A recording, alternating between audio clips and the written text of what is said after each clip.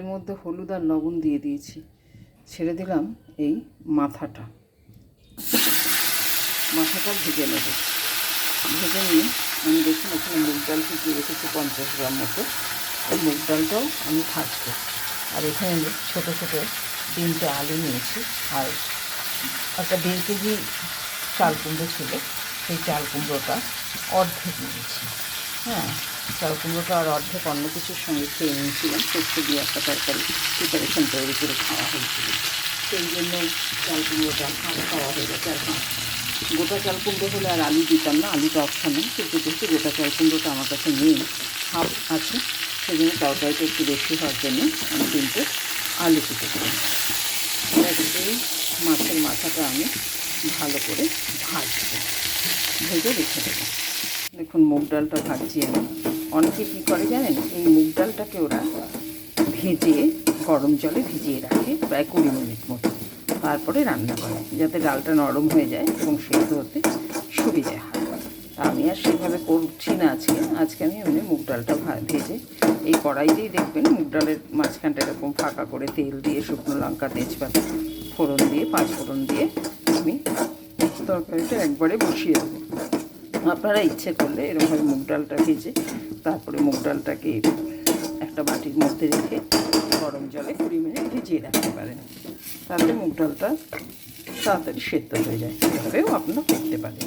এখানে যে চাল কুমড়ো আর আলু কেটে রেখেছি, বলেই দিলাম যে আলুটা অপশনাল, আলুটা দিলে স্বাদ ভালো হয়, আপনারা দিতেও পারেন নাও দিতে পারেন।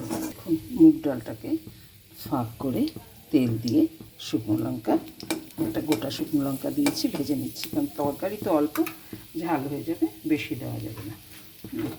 গোটা শুকনো লঙ্কা একটা চিড়ে দিয়ে ভেজে নিচ্ছি। দিয়ে দিলাম সামান্য তেজপাতা।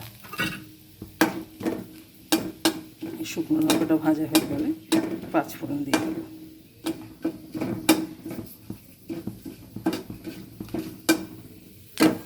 আমার শুকনো লঙ্কাটা ভাজা হয়ে গেছে, আমি এবার দিয়ে দেবো কিছুটা পরিমাণে দেখুন 5 ফোড়ন দিয়ে ফোড়ন দিলাম।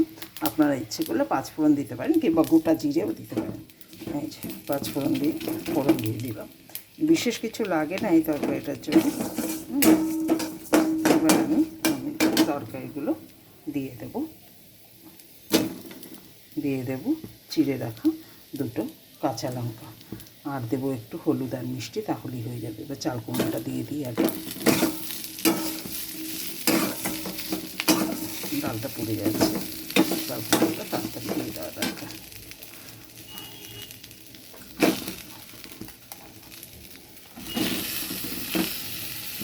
এবার একটু নেড়ে নিই, দিয়ে দিলাম সামান্য লবণ, দিয়ে দেবো হলুদ। আপনারা ডালের সঙ্গে হলুদ, জিরের গুঁড়ো, ধনের গুঁড়ো এটা মিক্স করে করতে পারেন। এই আর কিছু না দিলেও আপনারা পারেন মশলা। আমি একটুখানি দিয়ে দিচ্ছি জিরের গুঁড়ো, একটু অল্প করে দিয়ে দিচ্ছি। জিরের গুঁড়ো না দিয়েও মশলাটা আপনারা করতে পারেন। এই 1 চামচ মতো দিয়ে দেবেন, ছোটো চামচে জিরের গুঁড়ো আর ধনের গুঁড়ো। দিয়ে দিলাম একটা বাতাসা মিষ্টির জন্য, বাতাসা একটু দিতে হয়, নাহলে চাল কুমড়োটা ভালো লাগে না। এবার আমি মোটামুটি সাঁতলানো হয়ে গেছে। এবার আপনারা রং যদি চান তাহলে শুকনো লঙ্কা দিয়ে করতে পারেন, বা লাল মির্চি যেটা সেটা দিতে পারেন, রং হওয়ার কালার হওয়ার জন্য দিতে পারেন। কিছুই পাওয়া যায় বাজারে। আমি কিন্তু কালারের পক্ষপাতী নই, সেই জন্য আমি কালার দিতে পছন্দ করি না। আমি এবার উষ্ণ গরম জল দিয়ে দেবো, তাহলে টেস্টটা ভালো হয়। দিয়ে এটাকে ঢেকে দেবো। দেখুন কালারটা খারাপ হয়নি, ভালোই হয়েছে। উষ্ণ গরম জল দিয়ে দিলাম। এবার এটাকে সেদ্ধ হওয়ার জন্য ঢেকে দেবো। দেখো সেদ্ধ হয়ে গেছে, আমি এবার এটা নামাবো। দেখো তেল দিয়েছি, দিয়ে দিলাম পেঁয়াজটা, একটা বড় পেঁয়াজ তেল দিয়ে দিলাম। যে পেঁয়াজটা ভাজবো এখন। দেখুন পেঁয়াজটাকে আমি মোটামুটি বেশি ভাজবো না, আধ ভাজা করে নিয়েছি। আপনাদের যদি মনে হয় যে আধ ভাজা খাবেন না, বেশি ভাজবেন, ভেজে নিতেই পারেন। আর তার সঙ্গে এবার আমি এই চাল কুমড়োটা আবারও দিয়ে দিলাম, আর দেবো এই মাথাটা। আপনারা ইচ্ছে করলে চিংড়ি মাছ দিয়েও খেতে পারেন। আমার ঘরে মাথা ছিল তাই আমি মাথাটা দিয়ে দিলাম। এটা আপনারা চিংড়ি মাছও দিতে পারেন, মাছের মাথাও দিতে পারেন। এইভাবে খেয়ে দেখবেন, এর টেস্টটা আবার একটু আলাদা হবে।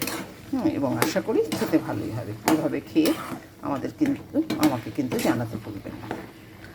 ভালো থাকুন, সুস্থ থাকুন।